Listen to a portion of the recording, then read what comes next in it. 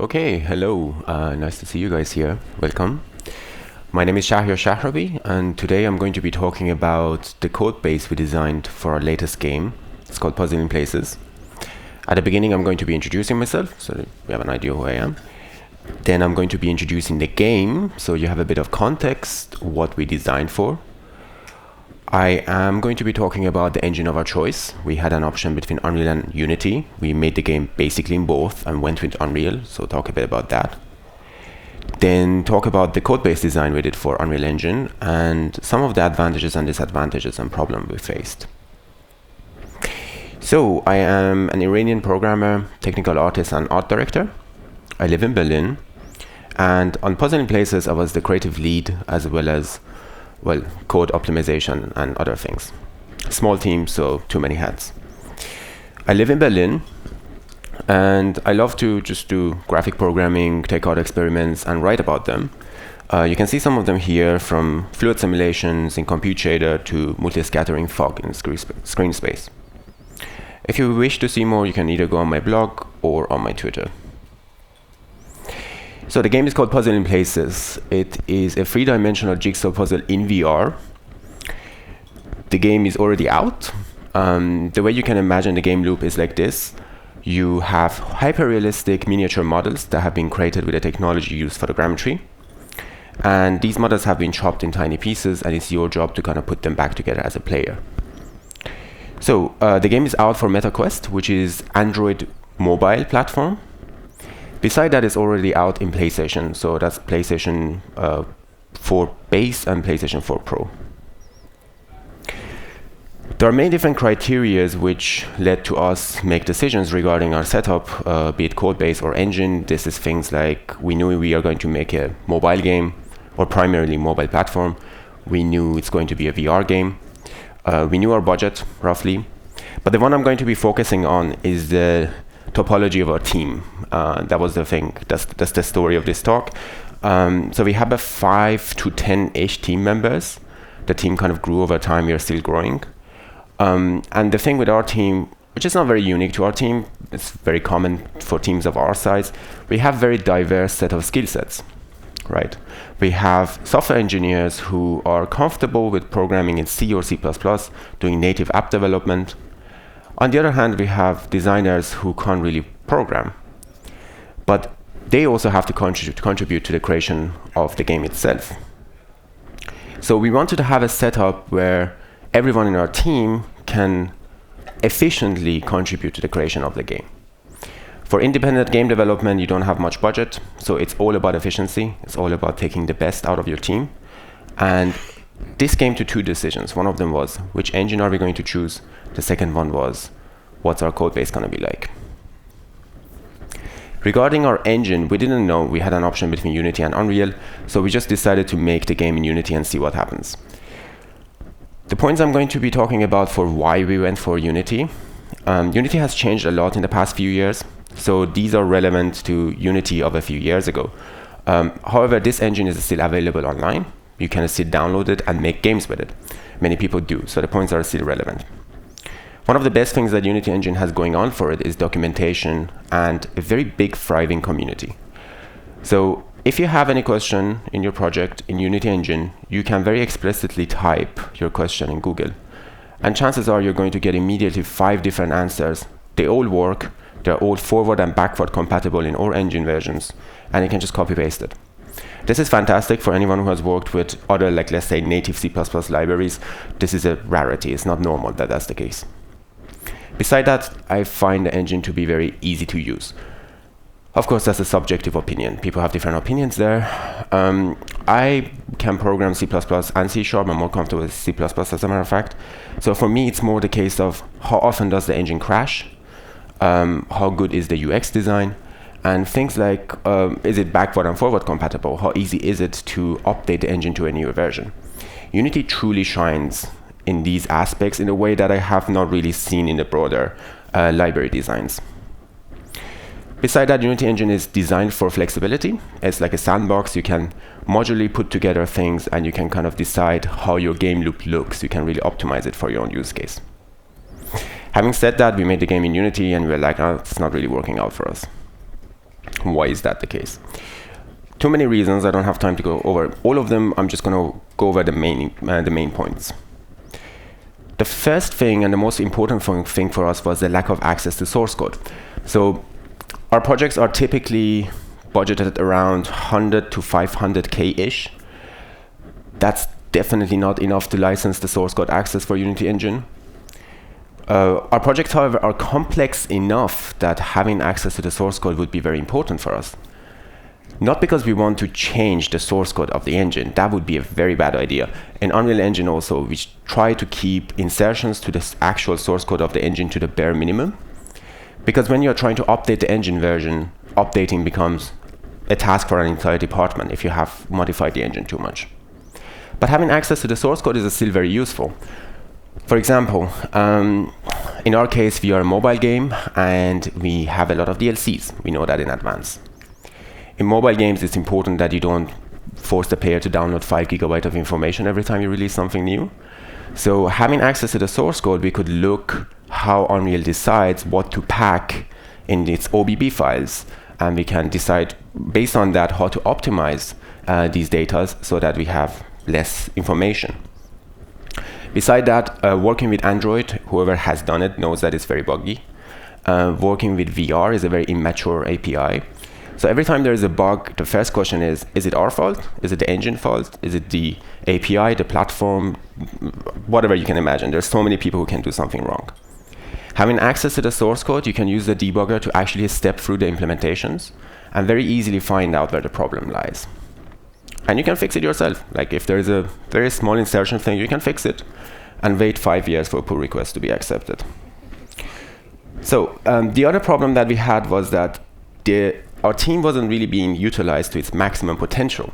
That sounds interesting, to the maximum potential. What do I mean by that? So C#, which is the way you program in Unity, is not as accessible to our designer as node-based visual programming, which is what Unreal uses. Don't ask me why, I have no idea. And on the other hand, C# is more restrictive than C++ for our engineers.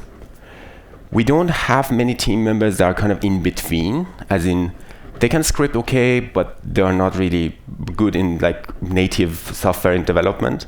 So we weren't getting the best of both worlds, we were kind of getting the worst of both worlds. So we decided to make the game in Unreal Engine. For those of you who are uninitiated with how the engines are designed, I will give you like a very top-down rough idea of how it works. So in Unity Engine, you have the concept of a scene. The scene has a bunch of game objects inside. Game objects are entities that can accept or contain components. And components are where you actually put your code. It's where you put your behaviors. In Unreal Engine, you have the concept of a level. The level has a bunch of actors inside, and the actors have a bunch of actor components. As you can see, pretty parallel, like there's nothing different there. The main difference between the two is that in Unity Engine, game object is a precompiled class given to you by the engine. You cannot modify game objects. You can't insert code there. You can't add behaviors. In Unreal Engine, actor is just a class you can derive from, and you can create variation of actors. You can actually put code in actor. That means that you can create variations like cameras and pawns and so on and so forth. Actor components and components are pretty much the same thing. So I already mentioned blueprints. Blueprints is the node-based node-based programming language of Unreal Engine. You can think of blueprints like it's a class, it's a programming class like any other, and you can code with nodes. The way that it works regarding C++ and blueprint, they have a relationship of hierarchy. So the C++ would be the base class. From that, you derive a blueprint class. An example would be if you want to program a player, you can create a C++ class which derives from an actor, called it player native or whatever. From that, you derive a player blueprint, and from that, you can derive a bunch of different blueprints like mage and cleric, and all the standard stuff. So the question is, where do you put your code? You can put your code in C++ or blueprint, right? It's up to you. To make it a bit even more complicated, you still have actor components. Actor components, just like actors, also have two parts. They have the C++ part and they have the blueprint part. So you can also put the code there if you want to. Unreal Engine doesn't force you to do anything, right? As a matter of fact, I know people who work with Unreal since years, and they have shipped actual titles with it, and they don't even know actor components exist in the engine. They don't know it because they never have to use it. They're not forced to. You can code the entire game in actors. We found out for our use case that's not a very good idea. If you really want to efficiently use your team, you should split the coding components as much as possible. Where reasonable, of course. So why is that the case? Why are components useful? This is not unique to Unreal Engine. It's true also for Unity or any code-based architecture you're going to make for yourself. If you have different entities that have the same behavior, components, if you encapsulate your code in well-defined components with very well-defined protocols of input and output, sharing behavior between different entities is as easy as assigning this component to an entity, and then everything works, theoretically. So that's one of the main advantages of component. The other advantage is that it can replace interfaces for you. As for why you would want to replace interfaces in C++, that's a talk for like maybe C++ conference, which I'm not going to do, but many different reasons. The way it works is like this. Like, we have a player in our game, right? And the player needs to do grabbing action. Typically, you could do this with interface, as in anything that has an interface implemented for grabbing. You can call it like generic grab function, and things work. The way we have it set up is like this. There's a grabber on the player. The grabber is where all the code is. On the actual objects, which the player interacts with, there is a grabbable component. Grabbable component is only a data layer where you save states and information. So whenever the grabber comes in contact with something that has a grabbable, it means that thing can be grabbed. And at the same time, it has a place to save the information that it needs for doing the grabbing action. That again helps to kind of mitigate a lot of headaches around interfaces, which unfortunately I don't have time to go into. The other part has something to do with our team topology. So being 10-ish people, we are large enough where merge conflicts become a headache. And if you have everything written in one giant entity, let's say I'm working on grabbing behavior and you're working on pulling behavior, we are guaranteed to have a merge conflict. However, if we split the code meaningfully in different components, if you're working on the grabber, I work on the puller, we don't have a problem. That also makes it easier for people who are uninitiated in the code base to add features to it or fix bugs. If you have to add something to the grabber, you don't need to understand the rest of the things that the player does, like selecting and pulling and so on and so forth. You just need to open that component, understand the code inside, understand the protocols of what goes in and out, and then you can fix the bugs. You don't even have to do that. As far as you understand the protocols, you can write a grabber version 2 without even knowing what's going on in grabber, and you can just change them out. We use this behavior a lot between our designers because we might want to do different designs of the same component or behaviors, and they don't have to understand each other's code. We have a bunch of different variations of the same behavior, which we can switch in and out between like multiplayer, single player, different platforms, and so on and so forth. So the first part of our code base decision was, okay, we need to come up with some constraints on our own because Unreal doesn't force us to do anything. And we decided to try to have code split in components because of the reasons I mentioned. We still have some code in actor, mostly for orchestration between different components, or just utility functions if an actor wants to talk to certain components, just to make life a bit easier. The second question was Blueprint or C++. You can make your entire game in Blueprint. Teams have done that. It's not the best idea if you have any other option because you're going to hit a wall very fast. The problem is not everything is exposed to Blueprint in Unreal Engine. There's a lot of member values and a lot of utility functions that are only available in C++. So at some point, someone in your team has to be able to open a C++ file and do some code insertions. Beside that, again, subjective opinion, I'm not a fan of blueprints for complicated mathematics. A line of code turns out to be like a spaghetti salad really fast.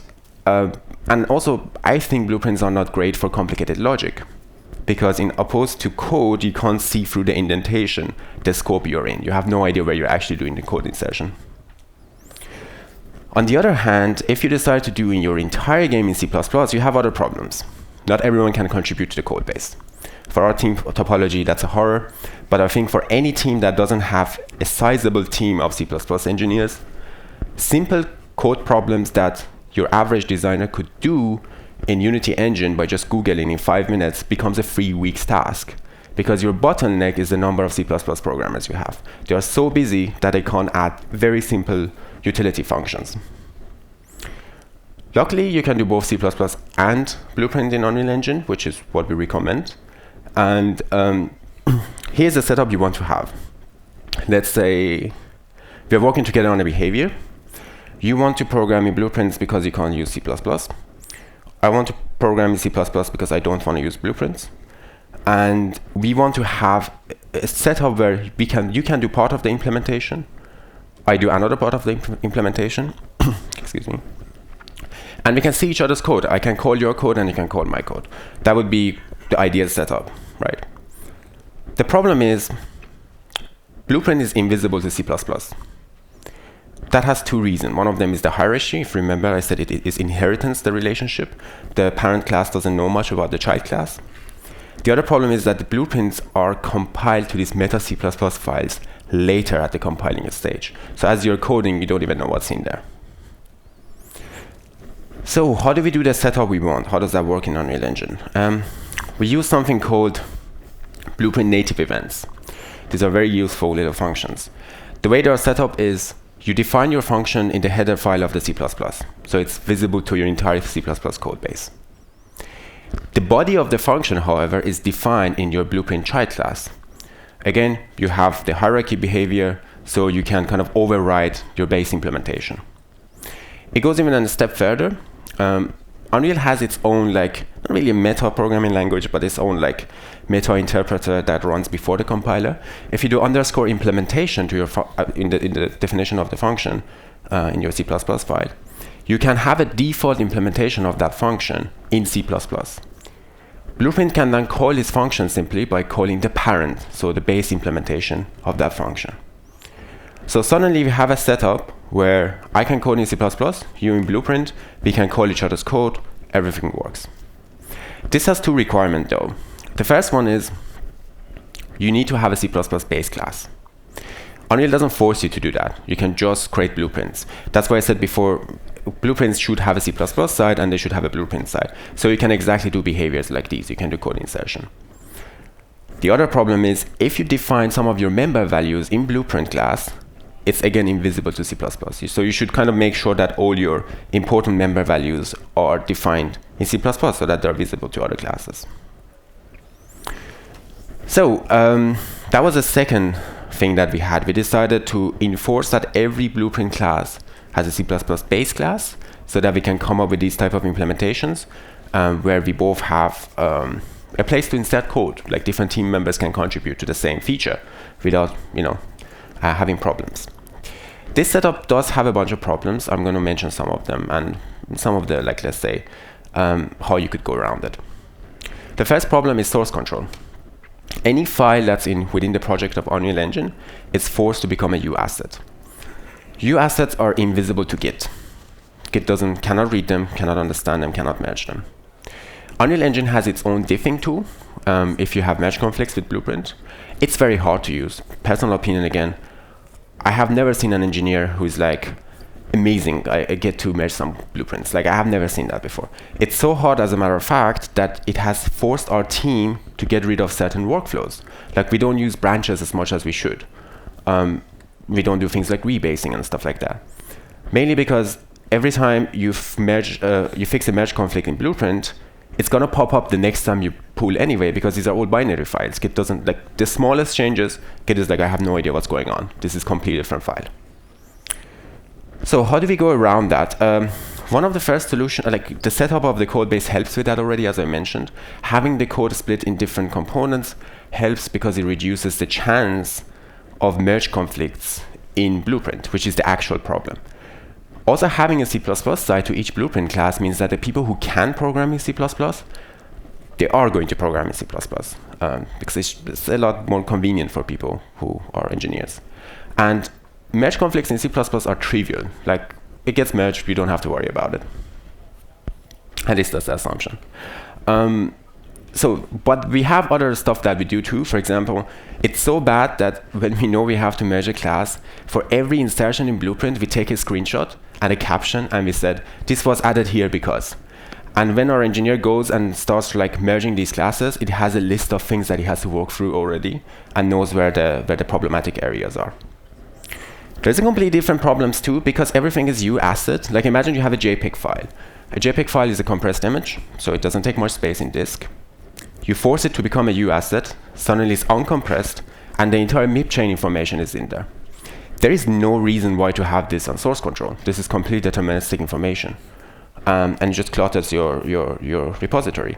So what we found very helpful is to have a separate parallel version control system like Drive or Dropbox, which we use to kind of merge. We replace it with, instead of using Git LFS a lot, we use that, kind of save on bandwidth. Second problem, where is my code? So every time you have to do a code insertion in our code base, because we have fragmented our code the way it is, you have 4 spots where the code could potentially be in.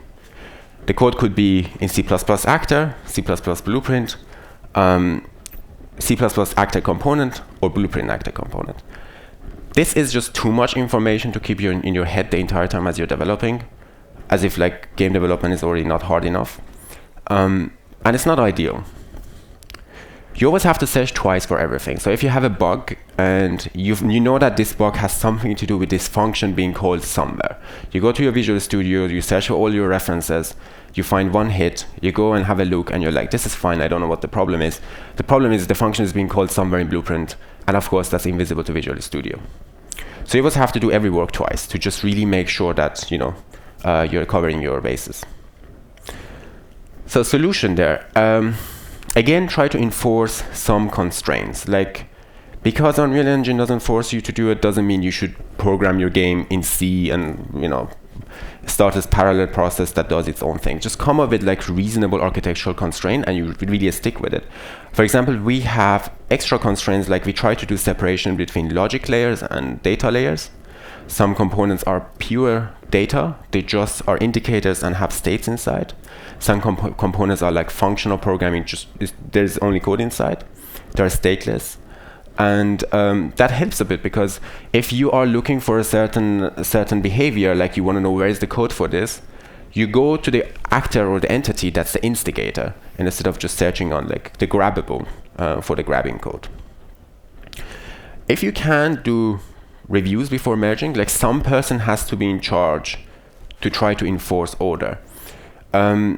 I have never worked in a team that has time for reviews and before merging. I've never done that before. It must be amazing. Our team sizes are, again, like 5-6-ish people usually, and everyone has a very strong ownership. No one has time. But if you do work in a team where there is a bit of time to do reviews before merging, try to do that, and try to have at least one person who is there to just be like, how about no? Rework this code before we merge it. So the last of the pain points that we had is debugger problems. I love debuggers. Debuggers are amazing.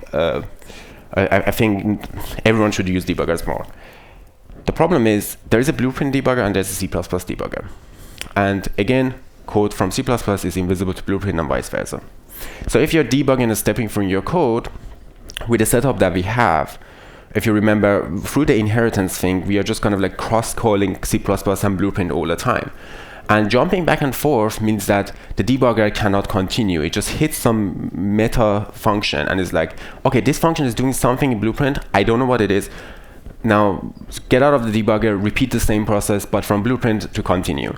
That's very annoying. I wished I could give you like a easy solution there and be like, we got it solved, that's how it works. We don't. My workflow is still to suffer. I just have to do everything twice. Like that's the... But it's the price I'm willing to pay, again, because our designer can contribute to the game, which is amazing. So, short summary.